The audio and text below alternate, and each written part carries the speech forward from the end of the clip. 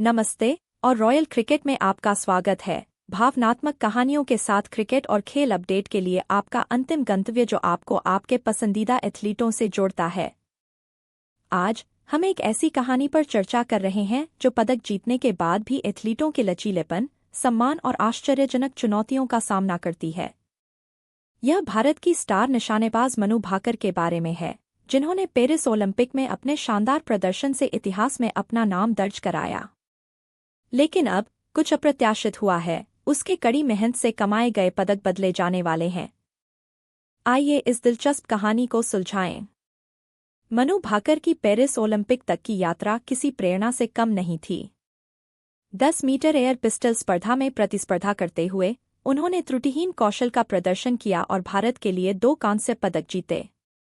ये पदक सिर्फ ट्रॉफियां नहीं थे, वे उनकी कड़ी मेहनत, दृढ़ संकल्प और पूरे देश के गौरव का प्रतीक हैं। महिलाओं की 10 मीटर एयर पिस्टल स्पर्धा में उनके पहले पदक ने उन्हें इस श्रेणी में पदक जीतने वाली पहली भारतीय महिला निशानेबाज बना दिया। वह यहीं नहीं रुकी। मिश्रित स्पर्धा में सरबजोत सिंह के साथ मिलकर उन्होंने एक और कांस्य पदक जीता, जिससे वह आज़ादी के बाद एक ही ओलंपिक में 2 पदक जीतने वाली पहली भारतीय बन गईं। हालांकि इस खुशी भरे अध्याय में एक आश्चर्यजनक मोड़ आया। मीडिया रिपोर्टों से पता चला कि मनु को प्राप्त पदकों में खराब गुणवत्ता के लक्षण दिखाई दे रहे थे, फिनिश फीकी पड़ने लगी और उनकी हालत तेजी से खराब हो गई। और मनु इसमें अकेले नहीं थे। दुनिया भर के एथलीटों ने इसी तरह के मुद्दों की सूचना दी। कई लोगों ने अपने खराब हुए पदकों की तस्वीरें सोशल मीडिया पर साझा कीं। अंतर्राष्ट्रीय ओलंपिक समिति (IOC) ने इन शिकायतों को गंभीरता से लिया। उन्होंने पुष्टि की कि सभी दोषपूर्ण पदकों को इन पदकों को बनाने के लिए जिम्मेदार फ्रांसीसी कंपनी मोनेई डी पेरिस द्वारा बदल दिया जाएगा।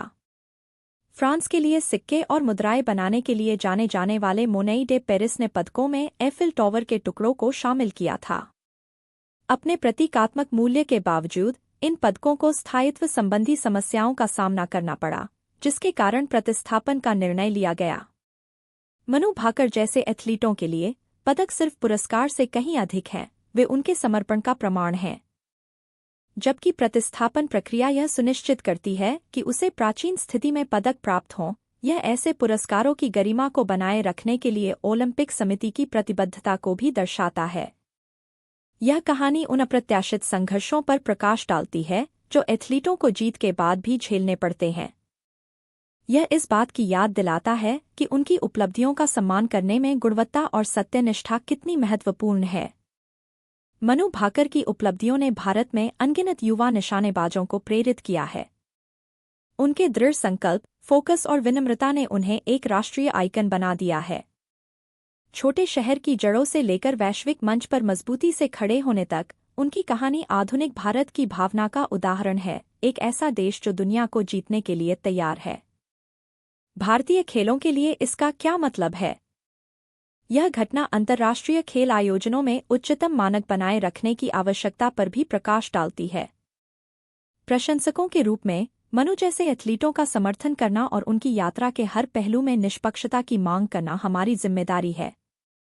रॉयल क्रिकेट में हम न केवल आपके लिए क्रिकेट पर नवीनतम अपडेट लाते हैं, बल्कि विभिन्न विषयों के एथलीटों की कहानियों का भी जश्न मनाते हैं।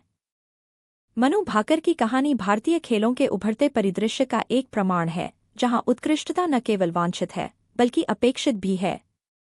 मनु भाकर के जीवन की इस यात्रा और उनके ओलंपिक पदकों की आश्चर्यजनक कहानी पर हमारे साथ शामिल होने के लिए धन्यवाद।